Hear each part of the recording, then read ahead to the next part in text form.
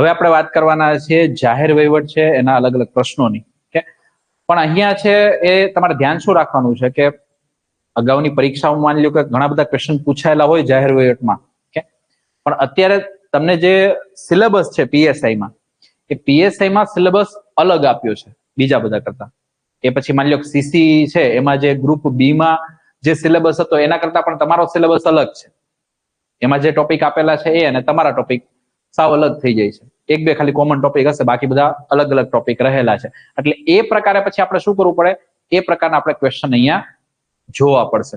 જેમ કે તમને છે એ જે શરૂઆતનો એક ટોપિક આપેલો છે એ ચાલો બધી જગ્યાએ છે, જેમ કે ભારતમાં વહીવટી ઉત્ક્રાંતિ.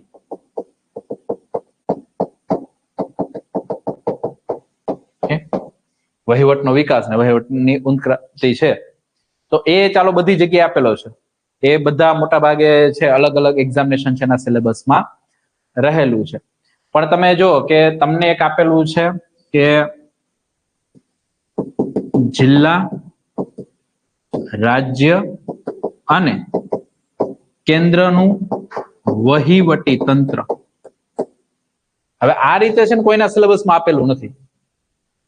આ રીતે છે કોઈ અલગ બીજાના કોઈના સિલેબસમાં આપેલું નથી. એટલે તમારે અહીંયા જિલ્લાનું વહીવટી તંત્ર જોવાનું રહે, રાજ્યનું જોવાનું રહે અને કેન્દ્રનું વહીવટી તંત્ર જોવાનું રહે. બીજું તમને એક આપેલું છે અમલદારશાહી અથવા અમલદાર તંત્ર. ઓકે, અમલદારશાહી અથવા અમલદાર તંત્ર એ તમને આપેલું છે. હવે એકચ્યુઅલમાં કેવું છે કે આ અને આ બે છે એ ટોપિક છે એ કમ્બાઈન જ છે. એને આપ્યું છે ભલે અલગથી. હવે માની લો તમે કલેક્ટરની વાત કરતા હોય તો એ અમલદાર તંત્રમાં આવે ને જિલ્લામાં આવે. ખ્યાલ આવ્યો? એ એડમિનિસ્ટ્રેશનમાં તમે કઈ અલગથી ના કરી શકો. અમલદાર તંત્ર છે તો એનો મિનિંગ શું થવાનો કે અલ્ટિમેટ બધા જે અલગ અલગ પોસ્ટ ઉપર રહેલા જે અમલદારો છે એની જ વાત કરવાની છે, એના જ માળખાની વાત કરવાની છે. ક્લિયર? તો એના માટે ઓલરેડી તમને છે જિલ્લા, રાજ્ય, કેન્દ્રનું વહીવટી તંત્ર તમને આપેલું છે. હવે જિલ્લાનું વહીવટી તંત્ર હોય ત્યાં તમે પછી તાલુકાની વાત તો કરો જ. તમે ડીડીઓ ની વાત કરી તો પછી ટીડીઓ તો આવવાના જ છે. ક્લિયર? તો એ ભલે તમને ટોપિક અલગ આપ્યો પણ એ ક્યાંક ને ક્યાંક કમ્બાઈન થઈ જાય. પછી તમને સાથે છે એક ટોપિક તમને આપેલો છે એ લોકસેવા, જાહેર સેવા છે એની પણ વાત કરેલી છે. લોકસેવાનું માળખું. તો લોકસેવાનું માળખું છે એની અંદર બેઝિકલી ઓકે આપણે છે માની લો કે અલગ અલગ સંસ્થાઓ છે કે જે ટ્રેનિંગ આપે છે તો એ આપણે લઈ લેતા હોય છે. પછી લોકસેવાનો થોડોક વિકાસ છે એની પણ આપણે વાત એમાં કરતા હોઈએ છીએ. પ્લસમાં કે બંધારણમાં પણ છે આર્ટિકલ આપેલા છે, એક આખો ભાગ જ તમને આપેલો છે જાહેર સેવાઓ છે એના માટેનો. ઓકે, 308 થી લઈને 323 સુધીના આર્ટિકલ છે તો એ આપણે એમાં કરતા હોય. ભાગ 14 છે એની વાત છે એમાંથી. ક્લિયર? તો એ બધું આપણે ત્યાં જોતા હોઈએ છીએ. થોડુંક 14 એક વાર પૂછાય પણ 14 તો થોડુંક અલગ છે, એ ટ્રિબ્યુનલ એના માટેનું છે. પણ 14મો આખો ભાગ છે એ આપણે લોકસેવાનું માળખું એના માટેના આર્ટિકલ હોય. તો તમને આર્ટિકલ 312 પૂછાય જાય કોક વાર, 315 પૂછાય જાય. આ બધા ઓલરેડી એની પહેલા એક્ઝામિનેશનમાં અલગ અલગ જગ્યાએ પૂછાયેલા છે. તો એ તમને અહીંયા આવી શકે. હવે એક આખો ટોપિક છે એ તમને અલગથી આપ્યો છે, એ છે કાયદો અને વ્યવસ્થા નું પ્રશાસન. હવે કાયદો અને વ્યવસ્થાનું પ્રશાસન છે એમાં તમારે છે એ કેન્દ્રીય એજન્સીઓ અને રાજ્યનું પોલીસ તંત્ર, આ બે વસ્તુ કરવાની રહે. કેન્દ્રની એજન્સીઓ એટલે એમાં પછી અલગ અલગ આવે. ઓકે, એક આખું તમારે છે એ ગૃહ મંત્રાલય છે તો ગૃહ મંત્રાલયના 6 ડિપાર્ટમેન્ટ છે, 6 વિભાગ છે અલગ અલગ, એ તમારે જોવાના રહે. પ્લસમાં તમારે જે પેરામિલિટરી ફોર્સિસ છે તો એ તમારે જોવાનું રહે. કે માની લો કે અસમ રાઇફલ છે એનો કોઈ તમને પ્રશ્નમાંથી આવી જાય, તમને બીએસએફ છે એમાંથી, એટલે આવશે એટલે સિમ્પલ જ આવે કે એની સ્થાપના ક્યારે થઈ, એનું મથક ક્યાં છે, એનું કામ શું છે, એવું સિમ્પલ આવે. તમને કોઈ ડિટેલમાં ના પૂછે એના કમાન્ડર કોણ છે, એનું આ શું છે, એવું તમને નહીં પૂછે. પણ તમને ખાલી બેઝિક બધી વસ્તુ ખબર હોવી જોઈએ. કે તમને છે સશસ્ત્ર સીમા બળ છે એમાંથી કોઈ પ્રશ્ન આવી જાય. ઓકે, તમને છે એ સીઆઈએસએફ છે એમાંથી કોઈ પ્રશ્ન આવી જાય. ઓકે, એના જે 8 છે એમાંથી આવી જાય, આરપીએફ છે એમાંથી પ્રશ્ન આવી જાય. પ્લસમાં આવશે બીજી અલગ અલગ પ્રકારની બે એજન્સીઓ, જેમ કે એક આવશે ઇન્ટેલિજન્સ બ્યુરો. ઓકે, કે જેનું કામ છે માત્ર ને માત્ર ઇન્ટેલિજન્સ એકઠું કરવાનું. તો આવા અલગ અલગ જે ઇન્ટેલિજન્સ બ્યુરો છે એ તમારે જોવા પડે. અને એક આવશે ઇન્વેસ્ટિગેશન એજન્સીઓ, જેનું કામ છે તપાસ કરવાનું. હવે મોટા ભાગના ઘણા વાર તો શું થાય કે ઘણા લોકોને ખબર જ નથી હોતી કે ભાઈ ઇન્ટેલિજન્સ બ્યુરો એક આખી અલગ વસ્તુ છે ને જે તપાસ એજન્સીઓ છે એ અલગ છે. જેમ કે સીબીઆઈ છે, તો સીબીઆઈ છે એ ઇન્વેસ્ટિગેશન એજન્સી છે. એનું કામ ઇન્ટેલિજન્સ એકઠું કરવાનું કે એ બધું નથી. એ આખું ઇન્ટેલિજન્સ બ્યુરો નું કામ અલગ થી આવે. ખ્યાલ આવ્યો? એનઆઈએ છે તો એ પણ ઇન્વેસ્ટિગેશન એજન્સી છે. ઓકે, જયારે તમે વાત કરો છો પછી રો ની, તો એ ઇન્ટેલિજન્સ એકઠું કરવાનું કામ છે, પણ એ દેશની બહાર છે. આઈબી નું કામ છે તો દેશની અંદર છે, ઇન્ટેલિજન્સ એકઠું કરવાનું છે. તો આ બધું છે તમને કાયદો અને વ્યવસ્થાનું પ્રશાસન છે એના પ્રશ્નો તમને આવી શકે. એ ટોપિક છે. અને એક છેલ્લો ટોપિક તમને આપેલું છે કે ગુજરાત અને કેન્દ્ર સરકાર, એટલે અહીંયા રાજ્ય સરકાર, રાજ્ય અને કેન્દ્ર સરકારની નીતિઓ અને કાર્યક્રમ. હવે આ બહુ વાઇડર ટોપિક છે. આ તમને ખ્યાલ જ ન કે આમાંથી આટલું જ મારે કરવાનું છે અથવા આના કરતા વધારે કરવાનું, શું કરવાનું છે ખબર કેવી રીતે પડે કે ભાઈ ગુજરાત સરકારની કઈ નીતિઓ પૂછી લે આપણને. ગુજરાત સરકારની તો ઘણી બધી પોલિસી છે. એની પોતાની સોલર પોલિસી પણ છે, પોતાની યુથ પોલિસી પણ છે, પછી હમણાં નવી જેટલી પણ આવી ટેક્સટાઇલ પોલિસી છે, ડ્રોન પોલિસી છે, ઓકે, સેમિકન્ડક્ટર છે તો સેમિકન્ડક્ટર નીતિઓ આવી. હવે આ તો બધી થઈ. હવે નીતિઓની અંદર બધી યોજનાઓ આવી જાય. તો રાજ્ય સરકારની બધી યોજનાઓ આવે ને કેન્દ્ર સરકારની બધી યોજનાઓ આવે. તો યોજનાઓ તો પાછી ઘણી બધી. એટલે એ ટોપિક કેવો છે, વાઇડર છે. તો આમાં આપણે શું કરવાનું કે જે હમણાંની કરંટમાં, હમણાંના જે 2-3 વર્ષમાં જે બધી સરકારે પોલિસી બહાર પાડી હોય એના રિલેટેડ થોડાક પ્રશ્નો જોવાના. અને પ્લસમાં જે હમણાંની સરકારની બધી યોજનાઓ હોય 3-4 વર્ષની નવી, જૂની બધી નહીં. ઓકે, તો એ તમારે છે ક્યાંક ને ક્યાંક કરવી પડે. એટલે આમ કરંટમાં તમે એ બધી વસ્તુ કરવાના જ હોય, યોજનાઓના આ તે બધી વસ્તુ. તો એ અહીંયા પણ તમારે કરવાનું રહે કેન્દ્ર સરકારની આની. ક્લિયર? તો અત્યારે છે આપણે શું કરશું કે અત્યારે છે આપણે 60 જેવા પ્રશ્નો છે આમાં કરવાના છે. ક્લિયર? એ બધા પ્રશ્નો આપણે કરશું. અને બાકીના જે પ્રશ્નો છે તો એની છે હું તમને પીડીએફ અવેલેબલ કરાવી દઈશ. કે જે તમે પછી છે કાંઈ નહીં, માની લો બીજું કાંઈ નથી વાત, છેલ્લે ક્વેશ્ચન આન્સર તો એટલા કરી લ્યો કે દરેક ટોપિકના હું તમને 30-40 પ્રશ્નો આપી દઉં. કે તો એટલા પ્રશ્નો પછી આના હશે તો આના આપણે 50 કે એવા કરી દઈશું જેટલા નીકળે એટલા. ઓકે, તો એટલા પ્રશ્નો આપી દો, એટલા વાંચી લે. એમાંથી માની લો 2, 3, 4, 5 જે પ્રશ્નો આપણને આવડી ગયા એ તો આપણા ફાયદામાં જ છે ને. તો એ રીતે આપણે કરશું. હવે એક બીજી વસ્તુ કે જેમ પેલા બધામાં જેમ મોટા પ્રશ્નો આવશે, પબેડમાં બની શકે કે એમાં તમને એટલા મોટા પ્રશ્નો નહીં આવે. આવશે તો કેવા છે 2-3 થોડાક મોટા પ્રશ્નો આવે, બાકી બધા 1 લાઇનર કે વધી 2 લાઇનર જેવા જ પ્રશ્નો તમને આવશે. આમાં વધારે નહીં આવે, કારણ કે આમાં થોડીક તમારે ફેક્ચ્યુઅલ ડિટેલ્સ ને થોડું વધારે જોવાનું રહેતું હોય છે. ક્લિયર? થોડા કન્સેપ્ટ આવશે ત્યાંથી, એટલે પ્રશ્ન આવા જ પ્રકારના વધારે આવવાના છે. ઓકે, તો એક પછી એક પ્રશ્ન હવે આપણે એમાં જોઈએ. પહેલો પ્રશ્ન એ છે કે ભાઈ ભારતમાં કેન્દ્રના મુખ્ય સચિવનો હોદ્દો કોણે ઉભો કર્યો હતો? કે તમારે છે અહીંયા જે શરૂઆતનો મેં ટોપિક કહ્યું, આ ભારતમાં વહીવટી ઉત્ક્રાંતિ, એનો આ ક્વેશ્ચન છે કે કઈ રીતે છે અંગ્રેજોએ છે ભારતમાં છે આખી વહીવટી પ્રણાલી છે એ વિકસાવી. ઓકે, અલગ અલગ જેમ ગવર્નર જનરલ આવતા ગયા, વાઇસરોય આવતા ગયા, એ પ્રમાણે એને શું કર્યું, એ પ્રમાણે એમને અલગ અલગ પદ ઉભા કર્યા. જેમ કે હેસ્ટિંગ્સ આવ્યો, વોરન હેસ્ટિંગ્સ, એમને કલેક્ટરનું પદ છે ત્યારે ચાલુ કર્યું 1772 છે એ સમયગાળામાં, એટલે 1772-73 છે એ સમયગાળામાં. ક્લિયર?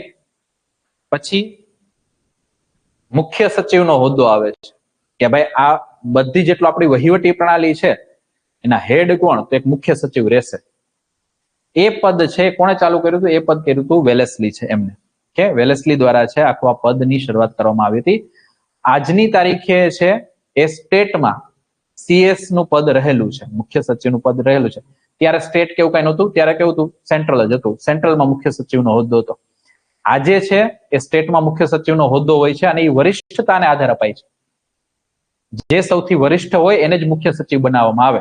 એટલે તમને તરત ખ્યાલ આવે કે અત્યારે મુખ્ય સચિવ છે આ રિટાયર થશે તો એના પછી કોણ મુખ્ય સચિવ બની શકે.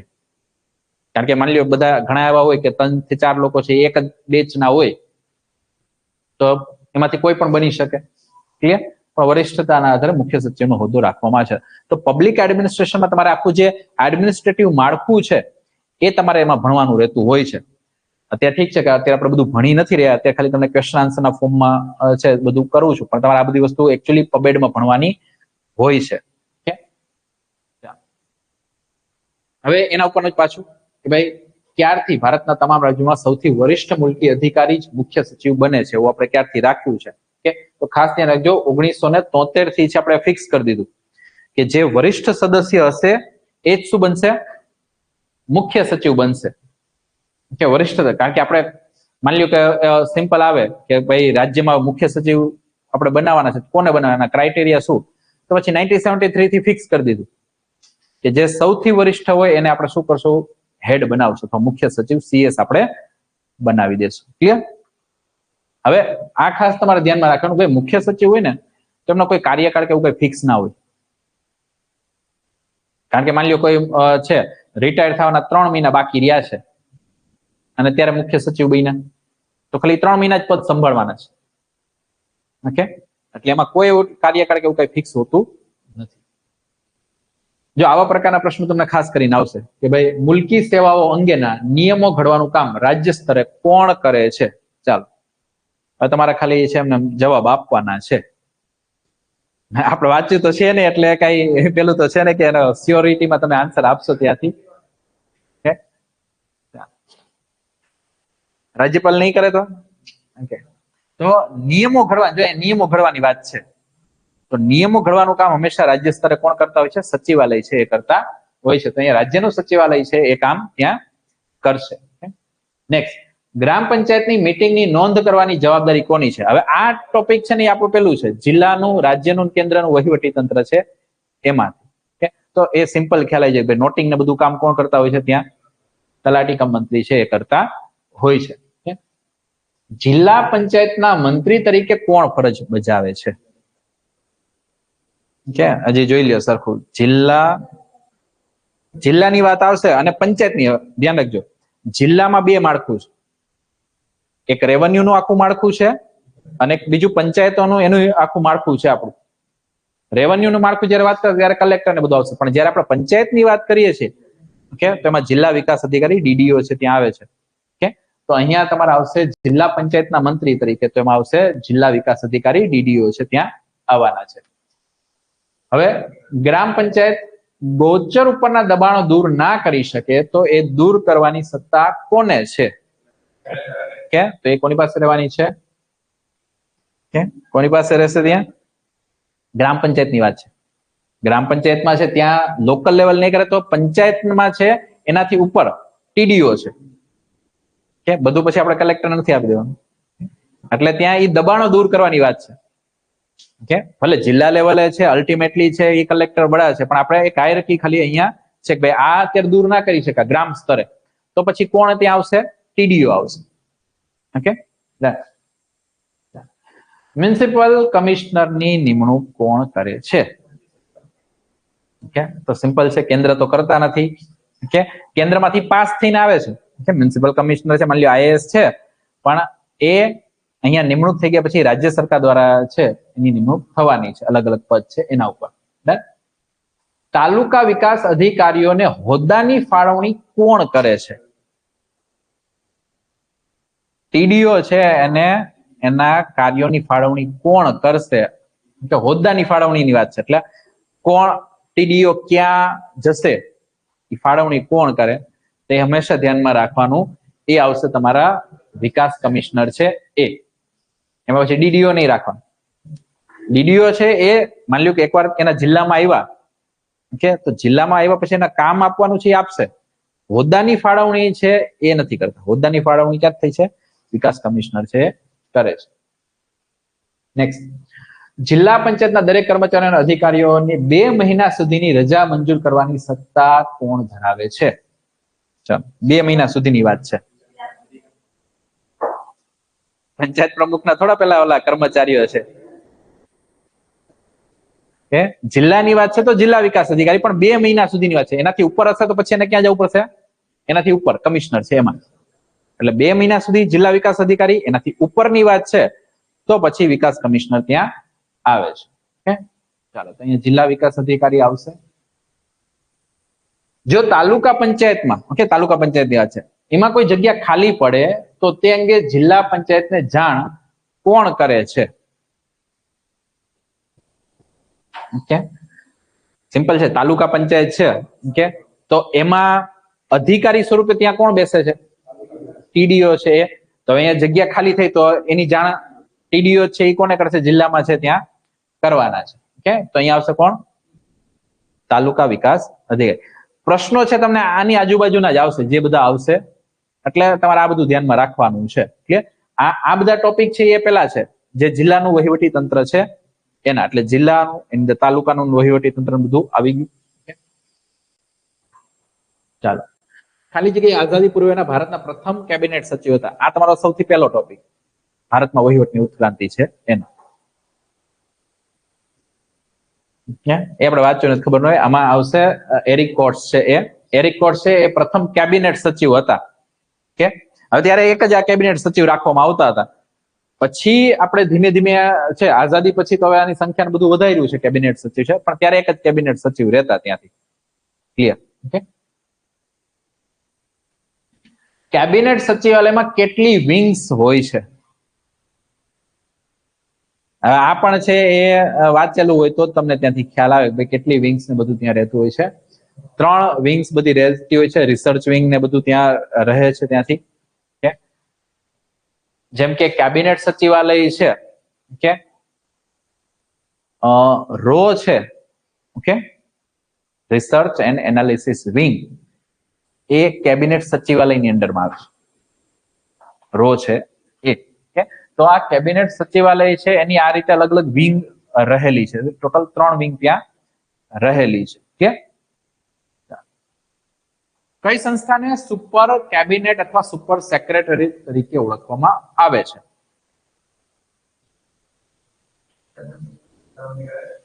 Simple, PMO. કારણ કે પાવર્સ ત્યાં જ છે. ઓકે, બધા પાવર્સ બધું ત્યાં છે, એટલા માટે એને સુપર કેબિનેટ અથવા સુપર સેક્રેટરી તરીકે ઓળખાય છે. પીએમઓ, પ્રધાનમંત્રી કાર્યાલય. હવે જો તમને આ રીતે પણ કોઈ પ્રશ્ન આવી શકે કે આ રીતે તમને જો ડિટેલમાં પૂછ્યું સીધું તમને કામને આ રીતે પૂછી લે, જેમ કે કેન્દ્રીય સચિવાલયની ભૂમિકાઓ નીચે મુજબ છે.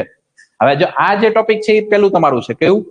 કેન્દ્રીય વહીવટી તંત્ર છે ને, જિલ્લા, રાજ્ય અને કેન્દ્રીય. તેમાં આ કેન્દ્રીય વહીવટી તંત્ર છે એની અંદરનું કેન્દ્રીય સચિવાલયનું તમને પ્રશ્ન આપેલો છે કે ભાઈ કેબિનેટ સમક્ષ નિર્ણય દિશા નિર્દેશો મૂકે છે, માહિતીનો ભંડાર અને થિંક ટેન્ક છે, કેન્દ્ર અને રાજ્ય વચ્ચે કરના નાણાંની ફાળવણી કરે છે, વિદેશી દેશો સાથે સંધિઓ અને કરારોની દરખાસ્તો બનાવે છે. ચાલો, એમને તમને જે લાગે કે આમાં કયો આન્સર આવી શકે એમ છે.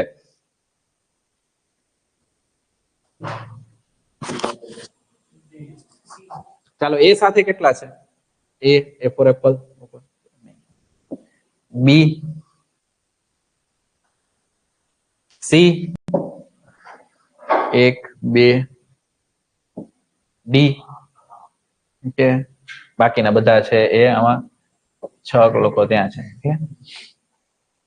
હવે સિમ્પલ છે, કેબિનેટ સમક્ષ જે પણ નિર્ણયો આવેલા હોય, દિશા નિર્દેશો ત્યાં મૂકવાના હોય, બધું છે કેન્દ્રીય સચિવાલય કરતા હોય છે. પોતે જે છે એ બધો માહિતીનો છે ભંડાર ને બધું રાખે છે, એટલે ડેટા બધું સાચવીને રાખે છે. અને થિંક ટેન્ક છે, કારણ કે પોલિસી બધી બનાવવાની છે તો એ બધા આઈડિયાઝ ને બધું છે અહીંથી આવવાનું છે. પણ એક ધ્યાન આ રાખવાનું છે, કેન્દ્ર અને રાજ્ય વચ્ચે કરના નાણાંની ફાળવણી છે એ નાણાં પંચ કરે છે, કેન્દ્રીય સચિવાલય છે કરતું નથી.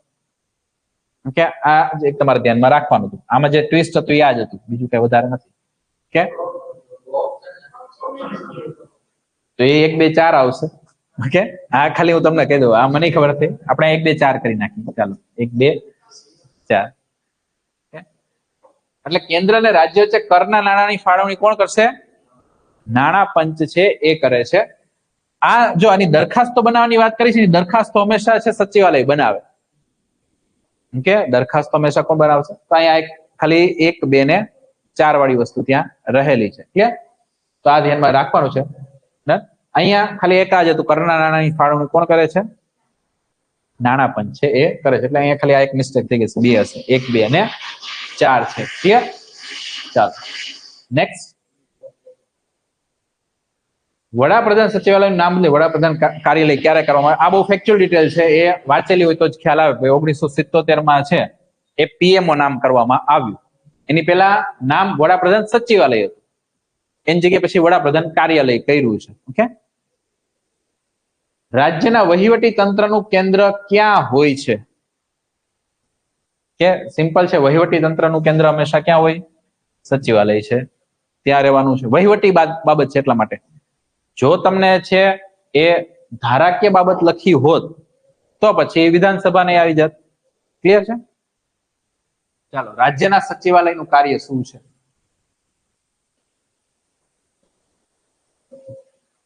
ચાલો જો વાંચો પછી કયો. માં રાજ્યનું સચિવાલય શું કામ કરે? આપણું અહીંનું સચિવાલય છે, શું કામ કરે?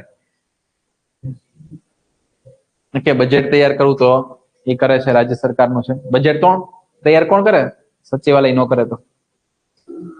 ઓકે, એટલે સચિવાલયમાં જ આવ્યું ને ત્યાં.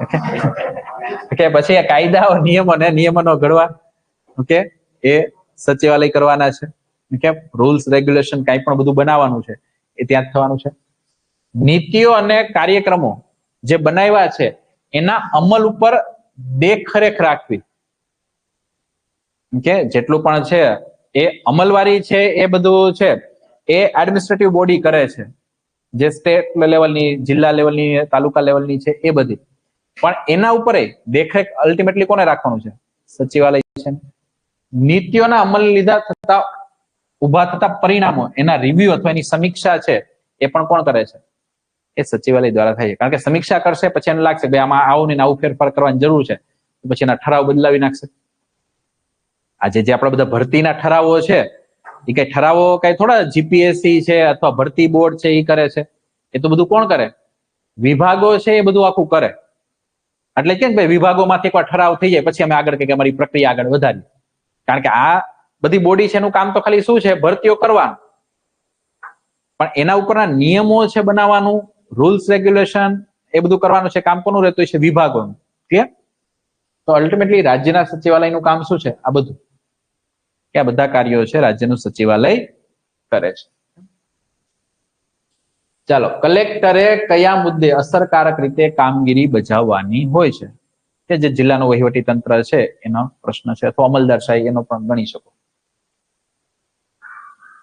શાસનમાં લોકોનો વિશ્વાસ વધારવો, કે પછી નેતૃત્વ હેઠળ અધિકારીઓ કાર્યક્ષમ રીતે કામ કરે એવું વાતાવરણ ઉભું કરવું, કાર્યવાહી સરળ બનાવી અને તેનો અમલ કરાવો. કે તો સિમ્પલ આ બધા કામ છે કલેક્ટરે કરવાના રહેતા હોય છે.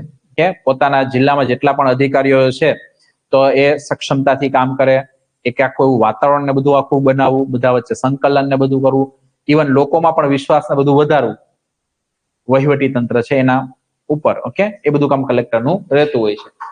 ચાલો તો આગળ વધીએ. આ તો સિમ્પલ પ્રશ્ન છે. કલેક્ટર સીધી રીતે ગુજરાત સરકારના કયા વિભાગ હેઠળ આવે છે?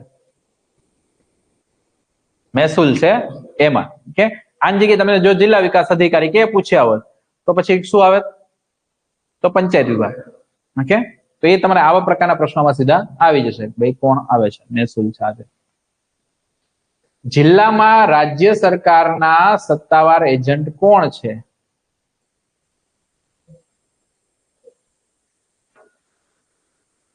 જિલ્લાની અંદર રાજ્ય સરકારને કોણ રિપ્રેઝન્ટ કરે? રાજ્ય સરકારની નીતિઓ છે જિલ્લામાં કોણ લાગુ કરાવે? તો સિમ્પલ છે, એ કોણ કરાવે? કલેક્ટર જ કરાવે. એટલે પ્રશ્ન ખાલી એમ ફેરવે છે, બાકી છે બધું એનું એ જ છે ત્યાંથી. ઓકે, તો આ પ્રકારના પ્રશ્નો આવી શકે. કલેક્ટરની નિમણૂક રાજ્ય સરકાર શાના હેઠળ કરે છે?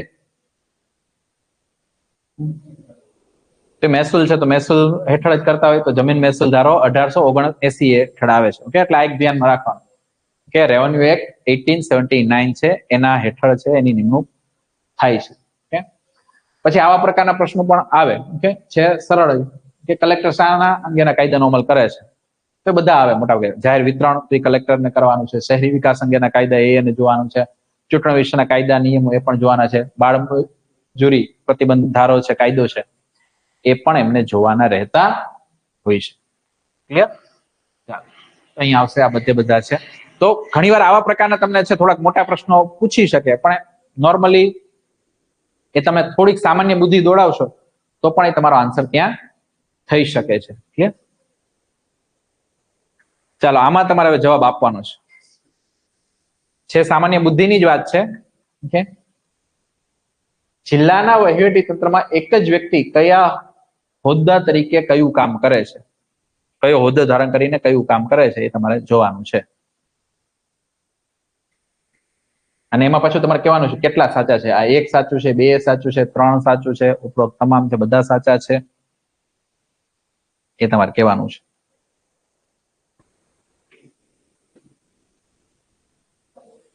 એક મીન્સ એટલે આ એક. ઓકે, આમ ને બધું થઈને એક સાચું છે, બે સાચું છે, ત્રણ સાચું છે, કે બધા સાચા છે એમ.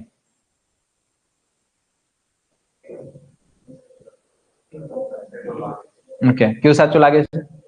ઓકે, કલેક્ટર તો મહેસૂલી વહીવટ, જિલ્લા મેજિસ્ટ્રેટ તો ફોજદારી ન્યાયનો વહીવટ, અને નાયબ કમિશનર છે તો ચાલો સામાન્ય વહીવટ. હવે અહીંયા ક્રોસ ચેકમાં આપણે કલેક્ટર, ઓકે ચાલો ફોજદારી ન્યાયનો વહીવટ તો નહીં આવે, એ કેનો વહીવટ કરે?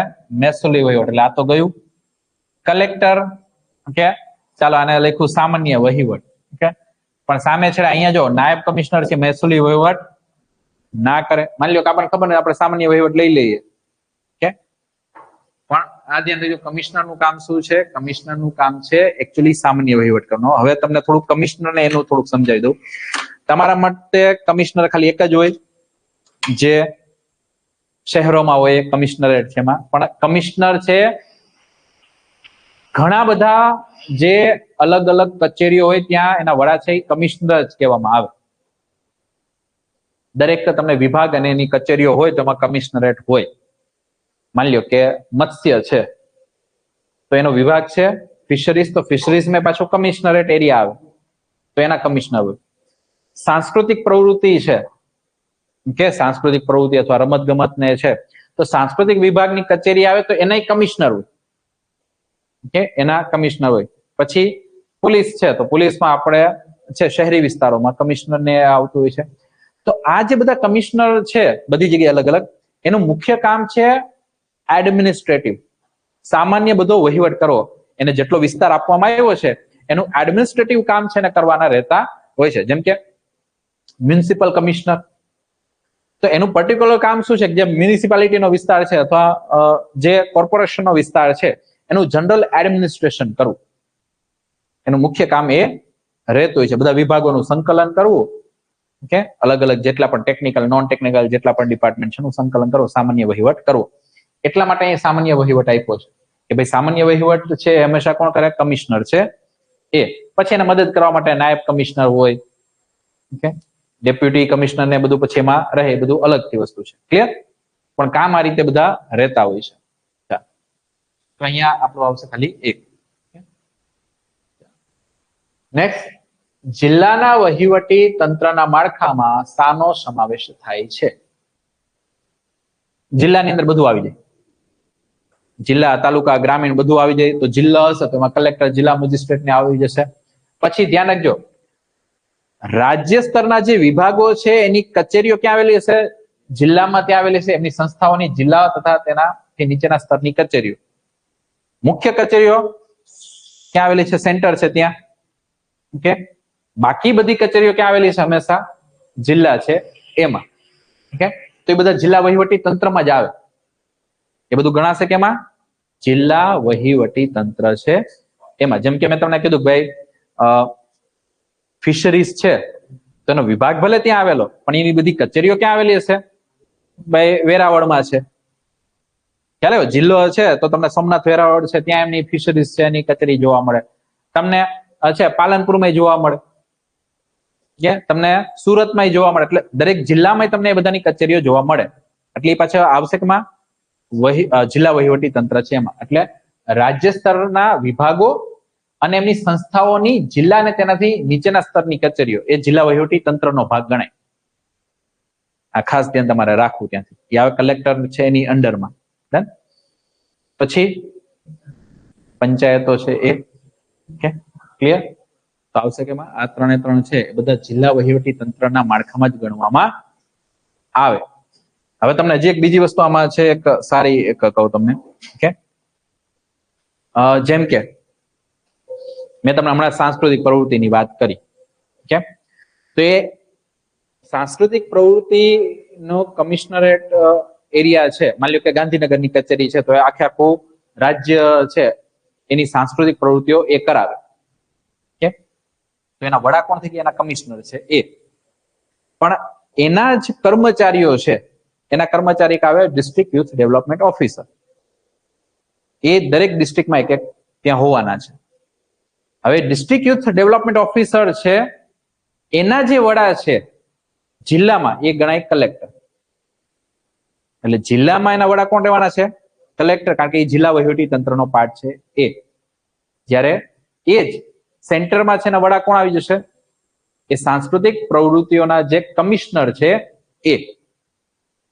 એટલે આ વસ્તુ ધ્યાનમાં રાખવાની છે. તમે માની લો કે પીએસઆઈ બન્યા છો, તો તમારા જે છે એ જિલ્લાના વડા કોણ રહેવાના છે? એસપી. જિલ્લાના વડા તમારા એસપી રહેવાના છે, પણ સેન્ટરમાં કોણ આવશે? તમારા ડીજીપી છે ફાઇનલી, ઓકે. એટલે આ રીતે તમારે ધ્યાનમાં રાખવાનું છે. આ રીતે આ બધી આખી વહીવટી બાબતો છે ધ્યાનમાં રાખવાની છે. અત્યારે તમને થોડું કનેક્ટ એટલા માટે નહીં થાય કારણ કે તમે આખું વહીવટી માળખું ભણ્યા નથી, એટલા માટે. આખું વહીવટી માળખું જો ભણ્યા હોય તો તમને આ બધી વસ્તુ હાયરકી થી લઈને બધી વસ્તુ તમને ખ્યાલ આવી છે, ઓકે. પણ એ તમારા બધું એકચ્યુઅલી પબ્લિક એડમિનિસ્ટ્રેશનમાં આ જ બધી વસ્તુ ભણવાની છે કે ભાઈ આખું વહીવટી માળખું કઈ રીતે કામ કરે છે. ડન? ચાલો, તો ઉપરોક્ત તમામ છે એ. ગુજરાતમાં મામલતદાર સીધા કોના હેઠળ કામ કરે છે? મામલતદાર છે કોના હેઠળ કામ કરે? એ જ વસ્તુ છે ને કે મામલતદાર છે, એ ધ્યાન રાખજો, મામલતદાર પેલા તો પ્રાંત ઓફિસર હેઠળ કામ ન કરે, ઓકે. એ ડેપ્યુટી કલેક્ટર હોય, ઓકે. તો એ એના અધીનસ્થ નથી. મામલતદારે છે એ ડેપ્યુટી કલેક્ટરના બધા આદેશો ના માનવાના. મામલતદારે છે એ ત્યાંના આરએસી હોય, રેસિડેન્શિયલ એડિશનલ કલેક્ટર હોય, એના દિશા નિર્દેશ મુજબ કામ કરવાનું રહેતું હોય. એ કહેવાય આરએસી, નિવાસી અધિક કલેક્ટર, ઓકે. એટલે મામલતદારમાં આ ધ્યાનમાં રાખવાનું છે કે મામલતદાર છે એ કોના હેઠળ છે અથવા કોના દિશા નિર્દેશન હેઠળ ડાયરેક્ટલી કામ કરે છે? તો આરએસી છે એના હેઠળ, કે નિવાસી અધિક કલેક્ટર અથવા રેસિડેન્શિયલ એડિશનલ કલેક્ટર. એક ધ્યાનમાં રાખીશું, ઓકે. ચાલો, તલાટી કમ મંત્રી છે સીધા કોને જવાબદાર હોય છે? કે તલાટી કમ મંત્રી છે એ આમાં ક્યાંય ટીડીઓ આપેલા છે? ઓકે. તલાટી છે એને આપણે છે બે કામ આપેલા છે. એક તો ત્યાંનું છે રેવન્યુ નું ઘણું કામ આપેલું છે ત્યાંથી, ઓકે. એટલે તમે જો કે એ ડાયરેક્ટલી છે એ એનાથી ઉપર જે સર્કલ ઓફિસર છે, સર્કલ ઓફિસર એટલે નાયબ મામલતદાર, અહીંયા ડાયરેક્ટલી લખ્યું છે ભાઈ સીધા કોને જવાબદાર હોય છે, એને પોતાનું રિપોર્ટિંગ કોને કરવાનું? Circle officer. પંચાયતનું રેવન્યુ થી અલગ હશે તો ત્યાં તમારે એને રાખવાનું રહેશે. બાકી આમાં કેવું છે કે અત્યારે છે ને આપણે આમ રેવન્યુ અને પેલાના જે કહેવાય ને કે પેલા મંત્રીઓ છે એ ઘણીવાર અલગ તમને નથી જોવા મળતા ત્યાં. એટલે પછી અહીંયા આને જે તે સમયે પ્રશ્ન બનાવ્યો ત્યારે એ રીતે બનાવેલો છે. આ જે તે સમયે પૂછાયેલો પ્રશ્ન છે એ રીતે ત્યાં પૂછાયેલો છે. હવે આપણે ધીમે ધીમે સાવ અલગ કરી રહ્યા છીએ. પણ આ જે જૂનો પ્રશ્ન છે ત્યારે શું હતું? મહેસૂલી સચિવ અને પેલા એ બધાને તલાટી કમ મંત્રી જ ગણતા, એટલે એને સીધું કીધું ભાઈ એનાથી ઉપર ડાયરેક્ટલી કોણ આવશે? સર્કલ ઓફિસર આવે ત્યાંથી, કે બાકી આમ ટીડીઓ છે, ઓકે. આમ બાકી છે એ તમને આમ ટીડીઓ થી પેલા એક નાયબ ચીટનીસ આવે ત્યાંથી, કે નાયબ ચીટનીસ ને આવતા હોય છે. ચાલો, સર્કલ ઓફિસર કઈ ફરજ બજાવે છે? તો બધી. નાયબ મામલતદાર છે ને જેટલો એટલું બધું કરવાનું જે એનો એરિયાની વસ્તુ એટલી. એટલે ઢોરની વસ્તી ગણતરી એના ઉપરનું નિરીક્ષણ છે, જન્મ મૃત્યુના પ્રમાણપત્રો એનું નિરીક્ષણ કરવાનું છે, વિવિધ પાક હેઠળ જે અંદાજો થાય એની ખરાઈ કરવી, એ બધું અલ્ટિમેટલી કોને કરવાનું રહે? સર્કલ ઓફિસર છે એને.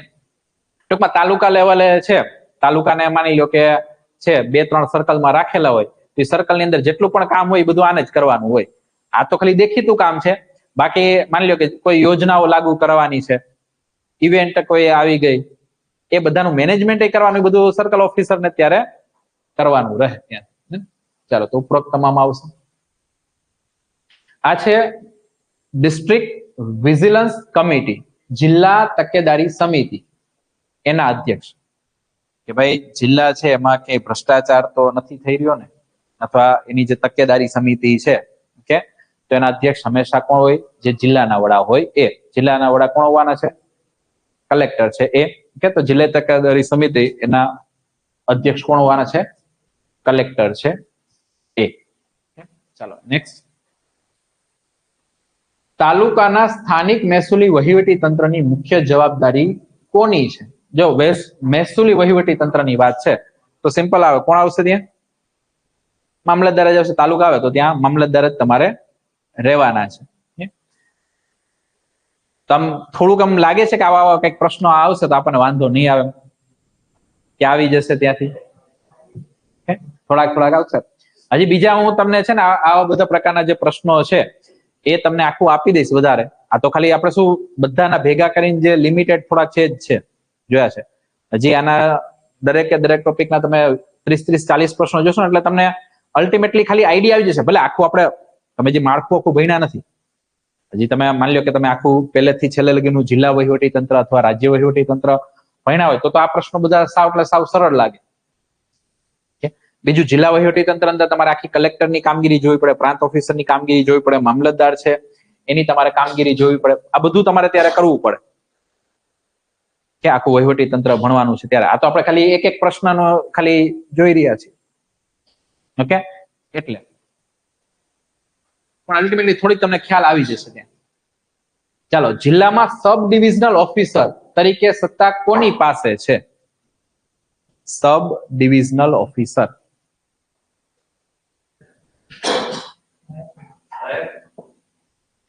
હવે ખાસ ધ્યાન રાખજો, સબ ડિવિઝનલ જયારે વાત આવે ને, ઓકે, ત્યારે એ તમારા આવશે આ પ્રાંત ઓફિસર છે. જો નાયબ કલેક્ટર છે ને એ જેનેરિક નામ તમે કહી શકો. નાયબ કલેક્ટર છે એ જે પોસ્ટ ઉપર બેઠા હોય એ પ્રમાણેનું કામ થાય. ચાલો, એટલે એવું નથી કે નાયબ કલેક્ટર છે માની લો કે એને પ્રાંતનો ચાર્જ આપ્યો એટલે પ્રાંત ઓફિસર કહેવાય, પણ બધા નાયબ કલેક્ટર પ્રાંત ઓફિસર ના. પછી નાયબ કલેક્ટરને સ્ટેમ્પનો ચાર્જ આપ્યો તો નાયબ કલેક્ટર સ્ટેમ્પ કહેવાય. નાયબ કલેક્ટર છે એને માની લો કે કામ આપ્યું છે પુરવઠાનું તો એને કહેવાય જિલ્લા પુરવઠા અધિકારી, ડીએસઓ, ડિસ્ટ્રિક્ટ સપ્લાય ઓફિસર. એટલે કહેવાય બધા નાયબ કલેક્ટર જ, ડેપ્યુટી કલેક્ટર છે, પણ એને કયા ચાર્જમાં આપો છો એ પ્રમાણેનું નામ થાય. તો આ જે સબ ડિવિઝનલ ઓફિસર એસડીઓ, ઓકે, એ કોણ હોય છે? પ્રાંત ઓફિસર. ઓકે, એ હોય છે. એટલે એ જયારે પ્રાંતમાં હોય ત્યારે. એટલે મેં કીધું આ નાયબ કલેક્ટર છે એ શું છે? એક જેનેરિક છે. એને જે પોસ્ટ ઉપર બેસાડશો એ પ્રમાણે એ ધારણ ત્યાં કરે. એટલે એના અલગ અલગ કેટલા બધા કામ છે. એટલે જયારે તમે એને પ્રાંતનો ચાર્જ આપો છો ત્યારે એ પ્રાંત ઓફિસર કહેવાશે. હવે એક આવા પ્રકારના તમને જોડકા પૂછાઈ શકે આમાંથી, કે આ પ્રકારના અલગ અલગ જોડકા તમને પૂછાઈ શકે છે. કે જે આપણું પેલું હતું ને કે અમલદારશાહી તંત્ર, એમાંથી તમને આવા પ્રકારના પ્રશ્નો આવશે ત્યાંથી. કે ભાઈ સનદી સેવા માટે તાલીમ આપનારી સંસ્થાઓ તેમના સ્થાપના વર્ષની યાદીઓ આપેલી છે, એના જોડકા જોડો. એટલે તમારે શું કરવાનું રહે આમાં કે અલગ અલગ જે સંસ્થાઓ હોય એ અને એનું બેઝિક બધું તમારે ભણવાનું રહે. ભાઈ આ સંસ્થાઓ એનું હેડક્વાર્ટર ક્યાં આવેલું છે.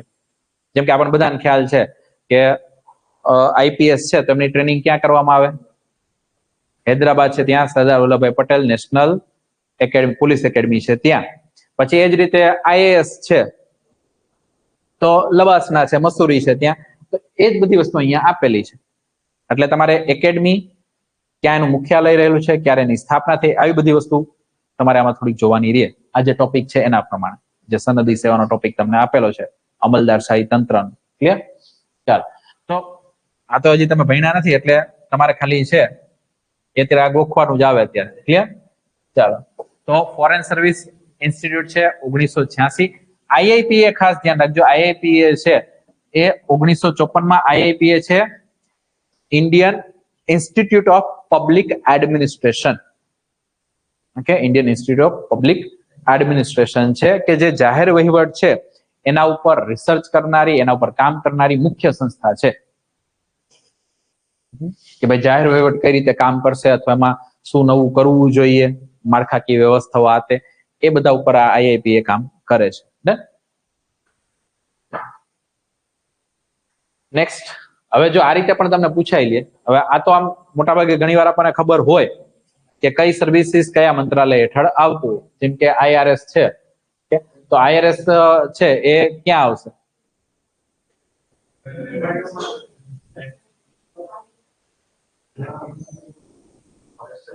આઈઆરએસ કોના હેઠળ આવે? હવે એમાં 5 ક્યાં છે? આ 2. Okay, Indian forest service, forest ક્યાં આવે? તો હવે જો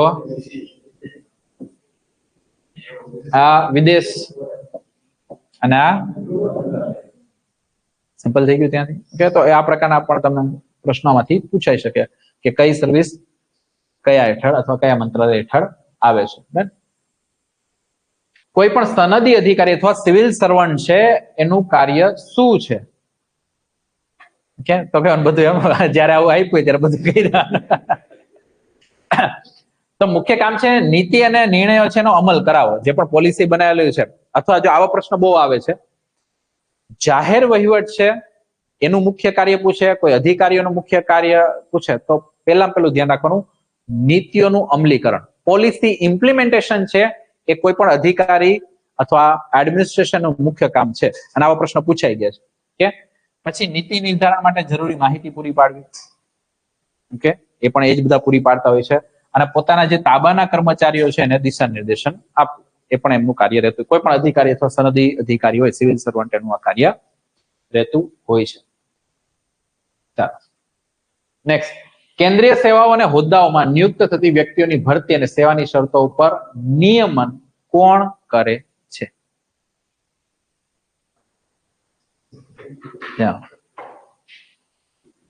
તો સિમ્પલ છે, કેન્દ્રીય સેવાઓની વાત છે તો એના માટેના અધિનિયમ છે એ સંસદ જ બનાવે, અને એ અધિનિયમને આધીન રહીને જે છે આ બધું સેવા શરતો થતી હોય છે. ભરતી સેવાની શરતો ઉપરના કાયદાઓ છે એ કોણ બનાવે છે? સંસદ.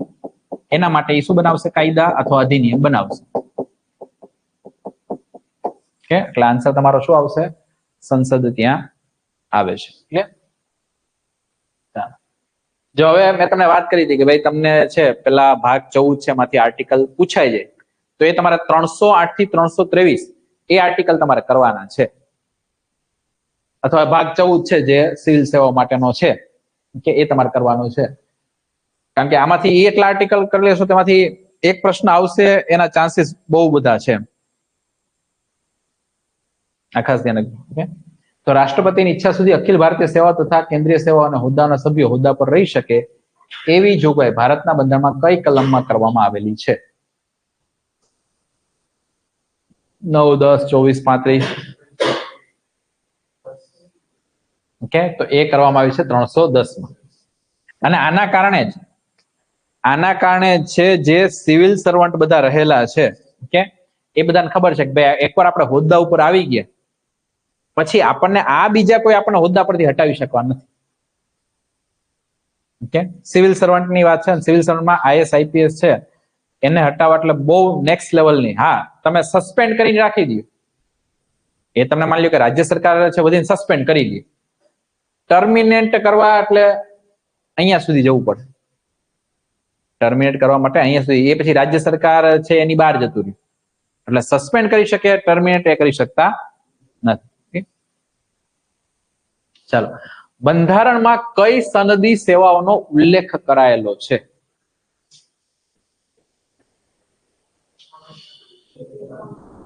ઓકે, આઈએએસ નો ઉલ્લેખ કરાયેલો છે, આઈએફઓએસ છે એનો ઉલ્લેખ કરાયેલો છે, આઈપીએસ છે એનો કરાયેલો છે. Okay, all India judicial service નથી એનો બંધારણમાં કરાયેલો, ઇન્ડિયન ફોરેન સર્વિસ તો એનો ઉલ્લેખ આપણે કરેલો નથી કે બંધારણની વાત છે એની વાત છે તો અહીંયા આન્સર શું આવવો જોઈએ કે તો અહીંયા આવશે આ ઓપ્શન નથી જવાનું અહીંયા એ છે ને ઉલ્લેખ કરાયો છે ઓકે તો 1 2 and 3 એટલે 1 2 3 તમારો આન્સર અહીંયા આવશે ક્લિયર કારણ કે બંધારણની વાત કરી છે બંધારણમાં કઈ સનદી સેવાનો ઉલ્લેખ છે એના માટે ક્લિયર ડન તો 1 2 અને 3 આવશે પછી ખાસ ધ્યાન રાખજો શરૂઆતમાં છે મેં આપણે હમણાં જોયું હતું જો કે શરૂઆતમાં 2 જ હતી IAS IPS અને પછી ક્યારે ઉમેરાઈ 1966 માં ફોરેસ્ટ સર્વિસ પછીથી એડ કરવામાં આવી છે વચ્ચે એકવાર વાત હતી કે જ્યુડિશિયલ સર્વિસીસ છે એને પણ આપણે આ રીતે ઓલ ઇન્ડિયા સર્વિસીસ તરીકે રાખીએ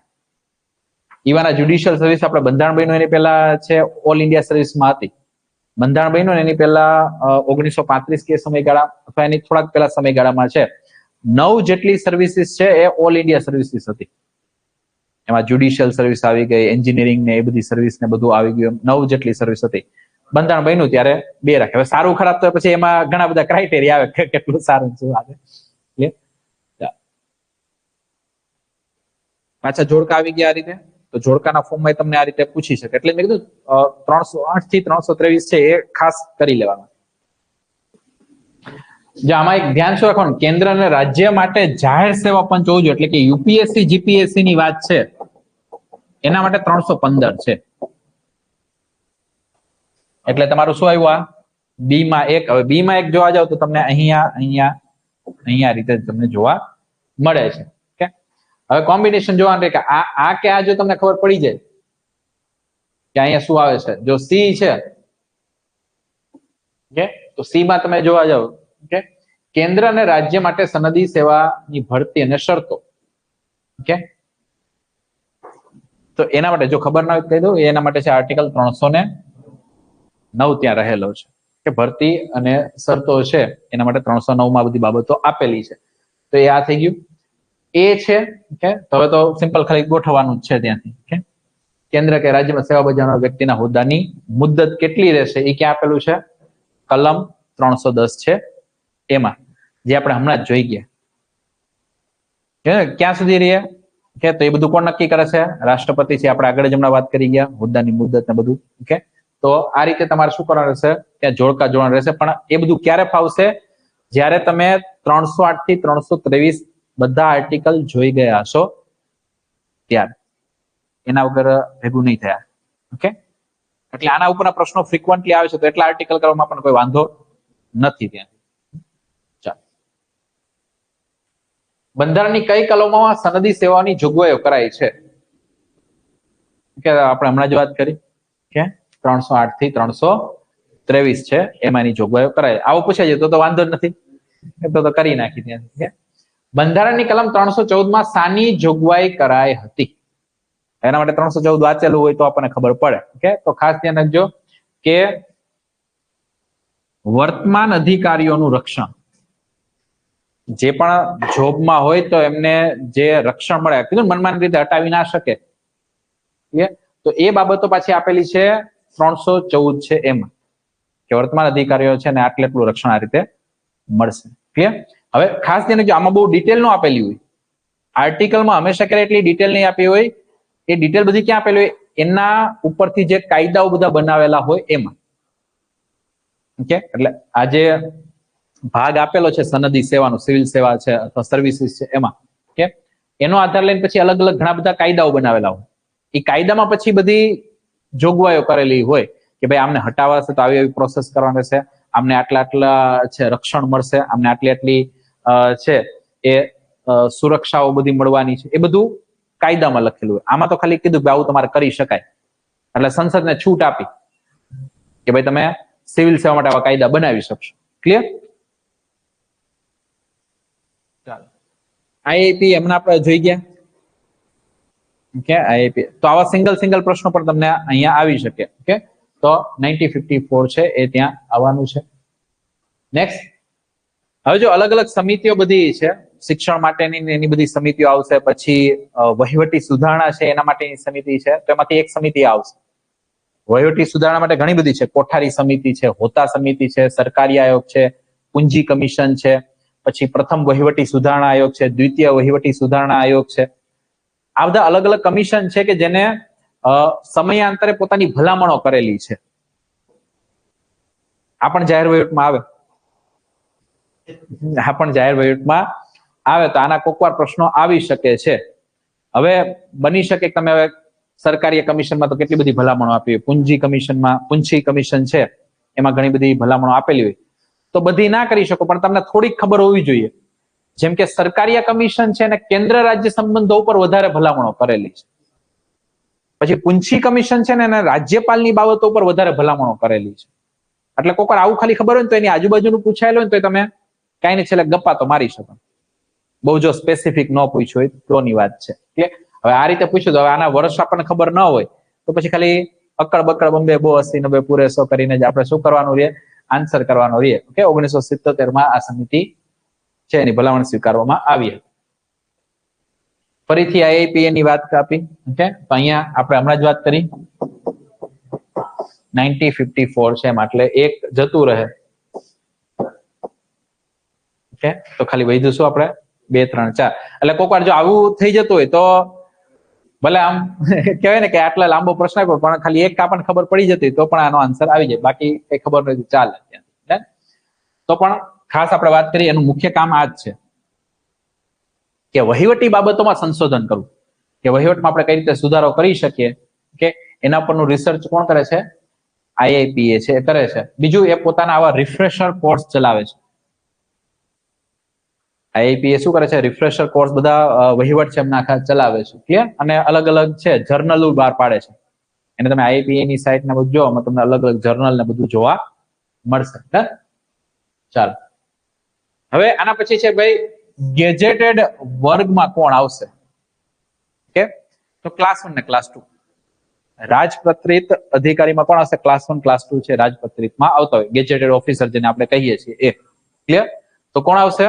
વર્ગ 1 અને વર્ગ 2. વર્ગ 3 ને આપણે ગેજેટેડ ઓફિસર કહેતા નથી. ઓકે, ગેજેટેડ ઓફિસર એટલા માટે કારણ કે ગેજેટમાં છે એનું આખું નામ છપાઈને બધી વસ્તુ આવે એટલા માટે. ક્લિયર? નેક્સ્ટ, અખિલ ભારતીય સેવાના પિતા તરીકે. ઓકે, તો એ બધાને ખ્યાલ છે સરદાર વલ્લભભાઈ પટેલ છે એને ગણવામાં આવે છે. હવે આ રીતે પણ તમને પૂછી લે, કયા પંચ કે કઈ સમિતિની ભલામણોને આધારે ભારતમાં ઉચ્ચ સનદી સેવાઓનું હાલનું માળખું અસ્તિત્વમાં આવેલું છે? હવે ફરીથી આપણે બધી સમિતિઓ અથવા એનું થોડુંક જોયું હોય તો જ તમે કહી શકો. ઓકે, બાકી કઈ હવામાંથી તો આપણને ખબર પડે ને.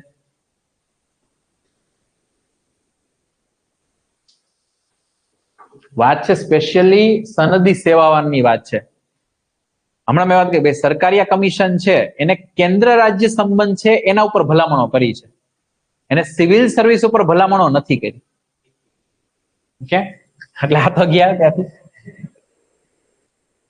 ઓકે, મેકોલે સમિતિએ તો માળખું આખું બનાવ્યું છે સિવિલ સેવા માટે, એટલે એના ઉપર તો આવે ને ત્યાંથી.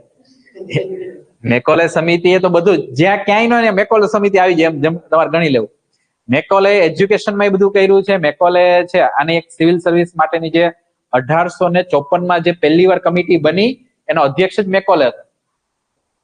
એટલે ત્યાંથી શરૂઆત થઈ હતી માળખું બનવાની સિવિલ સેવા માટેની. એટલે મેકોલે સમિતિ તો સૌથી પહેલા આવે. ઓકે, તો હવે આન્સર શું આવશે આપણો? 1 2 અને 3. ક્લિયર? શરૂઆત ત્યાંથી થઈ હતી મેકોલે સમિતિથી. છે આપણે જે સિવિલ સેવાનું માળખું આખું કરવાનું અને જે આખી ભરતી પરીક્ષાઓને બધું કરવાનું હતું. ઓકે, તો કઈ રીતે? કારણ કે 1853 જે અધિનિયમ આવ્યો હતો ચાર્ટર એક્ટ 1853, કે એમાં એક જોગવાઈ હતી ઓપન કોમ્પિટિટિવ એક્ઝામિનેશન, કે હવે આપણે શું કરશું, આપણે ખુલ્લી ભરતી પ્રણાલી આખી કરીશું.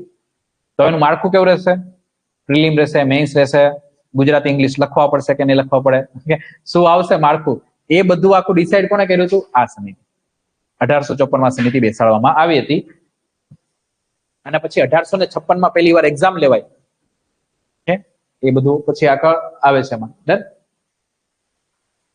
હવે આપણે જે વાત કરી હતી કાયદો અને વ્યવસ્થાનું પ્રશાસન. ઓકે, કાયદો અને વ્યવસ્થાનું જે પ્રશાસન છે તેમાં તમારે અલગ અલગ સંસ્થાઓ કરવાની આવે. એમાંથી એક સંસ્થા આવે છે આ NTRO, national technical research organisation. Okay, જેમ કે આપણા જે પણ બધા અલગ અલગ ટેકનિકલ માળખાઓ આપણા બધા રહેલા છે, ઓકે, જેમ કે આપણું વાઇડર એરિયા નેટવર્ક હોય, ગુજરાત છે તો એનું જીસ્વાન આવે, Gujarat state wider area network. Okay, પછી આપણે જેટલો પણ ફાઈબર નેટવર્ક ને બધું આખું રહેલું છે, ઓકે, તો એ બધાનું સુરક્ષા અને પ્લસમાં એમાં જે સંશોધન ને બધું કરવાનું છે એ આ કરે છે, ટેકનિકલ રિસર્ચ ઓર્ગેનાઇઝેશન છે. પછી આને મદદ કરવા માટે પછી આની બીજી ઘણી બધી સંસ્થાઓ રહેલી છે, એનું આખું માળખું આવે છે. ઓકે, તો સિમ્પલ આનો પ્રશ્ન પૂછ્યો છે કે ભાઈ આની સ્થાપના ક્યારે થઈ? ઓકે, આની સ્થાપના થઈ છે 2004 છે. એમાં આ વાત ચાલુ હોય તો જ આ બધી વસ્તુ ફેક્ચ્યુઅલ ખબર પડે. ઓકે, રો શું છે? Okay, research and analysis wing. તો આપણે હમણાં જ વાત કરી, જો વિદેશમાં છે એ આપણે કોઈ આવી છે એ ઇન્ટેલિજન્સ ને બધું મેળવવું છે તો રો આવશે. આપણા દેશનું છે તો AIB આવી જશે. ક્લિયર? તો મુખ્ય છે આવશે. કોના નિયંત્રણ હેઠળ કામ કરે છે? હમણાં જ વાત કરી હતી આપણે, કેબિનેટ સચિવાલય છે એના નિયંત્રણમાં રહીને કામ કરે છે ત્યાંથી. ક્લિયર?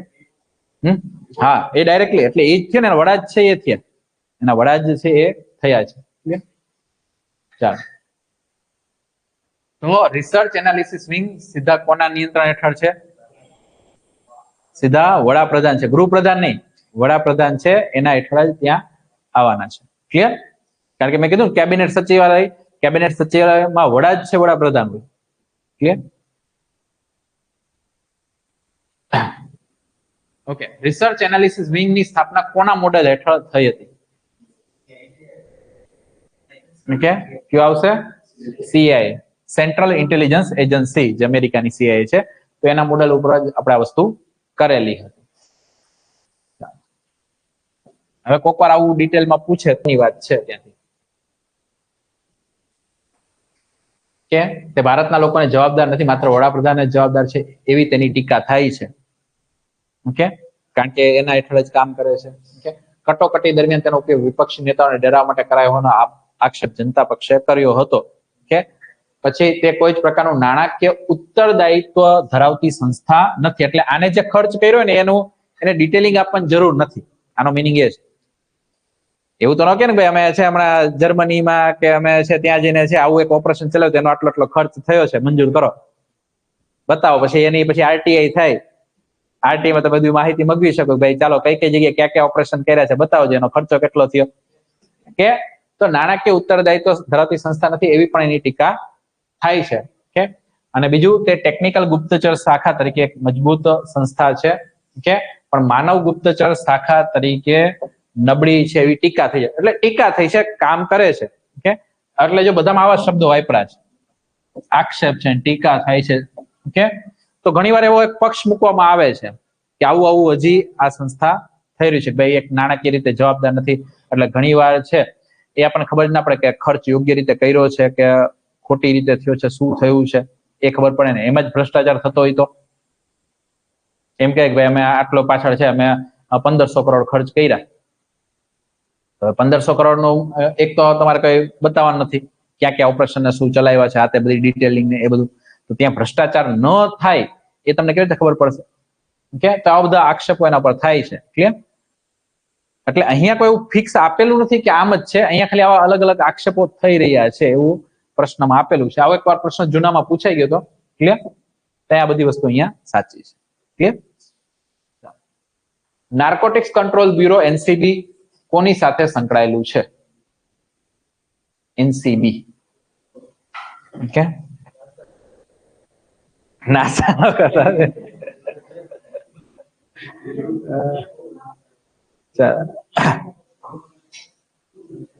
બોલો. તો NCB છે સિમ્પલ કોને આવે? તો ગૃહ મંત્રાલય જ આવવાનું છે. NCB છે ક્યાં આવવાનું છે?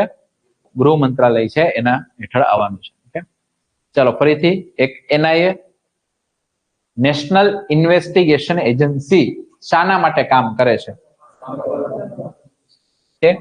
તો સિમ્પલ ધ્યાનમાં રાખવાનું કે આતંકવાદ છે એના માટે તપાસ કરવાની આ કોર એજન્સી છે એનઆઈએ.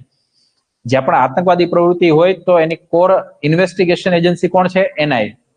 ઓકે, તો આતંકવાદ ઉપર અંકુશ. ક્લિયર? ક્યારે સ્થાપવામાં આવી? તો એ ફરીવાર ઓકે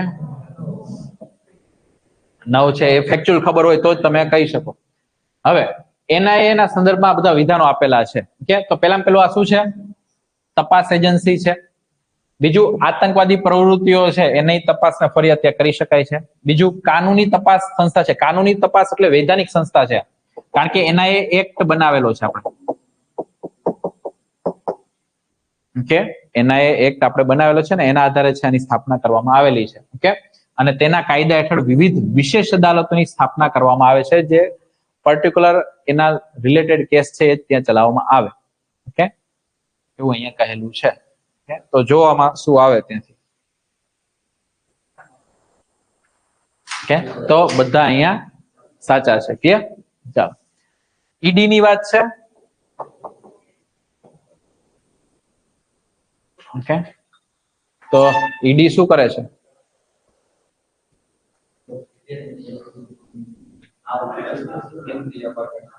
બોલો. આમ ઈડી તો તમે ઘણી વાર ન્યૂઝપેપરમાં બધે જોયું જ હશે. તો એનું કામ શું કરે છે ઈડી? તો રેડ તો બધી સંસ્થાઓ પાડે. સીબીઆઈ રેડ પાડે, ઈડી છે રેડ પાડે. સિમ્પલ ધ્યાન રાખજો, એક આવશે પીએમએલએ. ઓકે, અને એક તમારો આવશે આ એક્ટ. આ બે એક્ટ છે એને લાગુ કરવાનું કામ અથવા એના માટેની જે મુખ્ય એજન્સી છે આ ઈડી છે. પ્રિવેન્શન ઓફ મની લોન્ડરિંગ થતું હોય એ, અથવા ફોરેન એક્સચેન્જ મેનેજમેન્ટ એક્ટ એનું ઉલ્લંઘન થતું હોય, આ બે કામ થાય ત્યારે જ ઈડી આવે. એવું નથી ગમે ત્યારે ક્યાંક પૈસા મેળવીને ઈડી પહોંચી ગયું.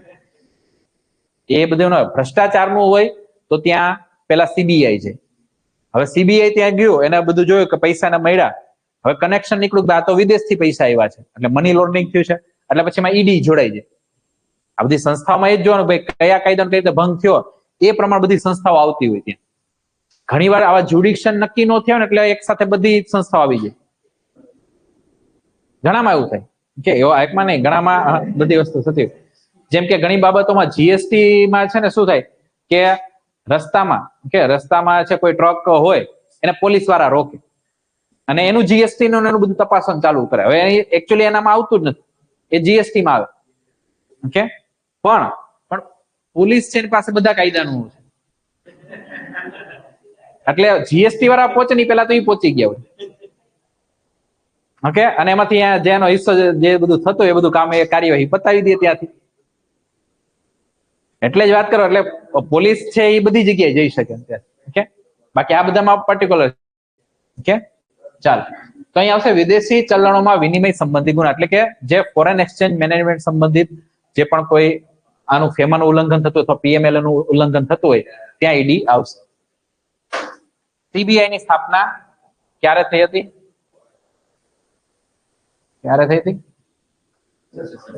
ઓકે, 63 છે એમાં. હવે માની લો તમને પૂછે ભાઈ સીબીઆઈ છે વૈધાનિક સંસ્થા છે કે કેમ, તો કહેવાનું વૈધાનિક સંસ્થા નથી. પહેલી વસ્તુ, સીબીઆઈ પોતે વૈધાનિક સંસ્થાથી એક એક્ટ આખો બનેલો છે, પણ એ એક્ટ જે છે Delhi police special establishment act છે. ઓકે, તો એના દ્વારા સીબીઆઈ ની સ્થાપના નથી થઈ. સીબીઆઈ ની સ્થાપના થઈ છે ખાલી એ એક્ટ છે એની થોડીક બાબતો લાગુ કરાવે છે. ખ્યાલ આવ્યો? ડીપીએસસી છે તો Delhi police special establishment act છે, એનું ખાલી બાબતો લાગુ કરાવે છે, પણ એ એક્ટ દ્વારાની સ્થાપના નથી થઈ. એટલે વૈધાનિક સંસ્થા નથી સીબીઆઈ છે, એ ખાસ ધ્યાનમાં રાખવાનું છે. ઓકે, આ શું છે? ઠરાવથી થઈ છે. ઓકે, અને એ ઠરાવ છે કોના? ગૃહ મંત્રાલય એક ઠરાવ બહાર પાડ્યો ને એના દ્વારા સીબીઆઈ ની સ્થાપના કરેલી છે, એટલે વૈધાનિક સંસ્થા નથી. 1965 થી સીબીઆઈ ને સાની તપાસ માટેની કામગીરી સોંપાઈ છે, તો બધી. ઓકે, પેલા છે ખાલી એને ભ્રષ્ટાચાર, સીબીઆઈ નું પેલા કામ મુખ્ય હતું ભ્રષ્ટાચારની તપાસ કરવી, પણ પછી એને છે જે ઇકોનોમિક બહુ મોટા ગુના થયા હોય, આર્થિક ગુનાઓ થયા હોય ઓકે તો એની તપાસ કરે છે, ખૂન, આતંકવાદી કોઈ ગુનાઓ છે અને અપહરણ, તો એ બધાની પણ પછી તપાસ કરે છે. બાકી સીબીઆઈ આમ કોર એજન્સી છે ભ્રષ્ટાચાર નિવારણ માટેની, કે ભ્રષ્ટાચાર સંબંધિત ગુના થયા હોય તો એની તપાસ સીબીઆઈ કરે કે પણ ખાસ કિસ્સામાં છે આ બધાની પણ એ તપાસ કરે છે. આઈબી ની મૂળ શરૂઆત ક્યારે થઈ હતી તો એ પણ ખાલી આપણે જોવાની છે 1887, કારણ કે અંગ્રેજોએ કરી હતી. અંગ્રેજોએ છે એ જે બધા સ્વતંત્રતા સેનાનીઓ છે ક્યાં ક્યાં કયા કયા ષડયંત્રો કરી રહ્યા છે તો એના માટે જ એ બધું કર્યું હતું. અને હવે આજના સમયે છે બીજા બધા જે પક્ષ સિવાયના લોકો છે એ શું કામ કરી રહ્યા છે ઓકે તો એના માટે હવે ઘણીવાર આ સંસ્થાઓ કામ કરે છે. ઓકે મુખ્ય એનું કામ છે કે ભાઈ દેશમાં એકતા અખંડિતતા જળવાઈ રહે, એને વિરુદ્ધ કોઈ એવી કાર્યવાહીઓ થતી હોય તો એની બધી માહિતી એકઠી કરવી. આનું કામ માહિતી એકઠી કરવાનું છે. ત્યાં જઈને કોઈ પછી એક્શન વાળા કાર્યો નહીં કરે જે ફિલ્મોમાં ઘણીવાર બતાવતા હોય. ઓકે આઈબી એટલે સ્પેશિયલ મુખ્ય કામ છે ઇન્ફોર્મેશન ભેગી કરવી, અને ઇન્ફોર્મેશન તરત સરકાર આપે પછી જે ઇન્વેસ્ટિગેશન એજન્સી હોય અથવા આર્મી છે, પોલીસ છે, જે જેનું કામ હોય એ પછી ત્યાં આગળ જઈને કરે. અને છેલ્લો એક પ્રશ્ન છે, કાયદો અને વ્યવસ્થા મૂળભૂત રીતે કોના વિષય છે? કોનો વિષય આવે કે તો સિમ્પલ છે, લો એન્ડ ઓર્ડર કોનું આવશે? રાજ્ય. તો આવા પ્રકારનો પણ પ્રશ્ન આપણને આવી શકે છે. ક્લિયર? તો આ રીતે પબેડમાં ઓકે પબ્લિક એડમિનિસ્ટ્રેશનમાં છે આવા અલગ અલગ પ્રકારના પ્રશ્નો આવશે ને એ રીતે તમારે કરવાનું છે.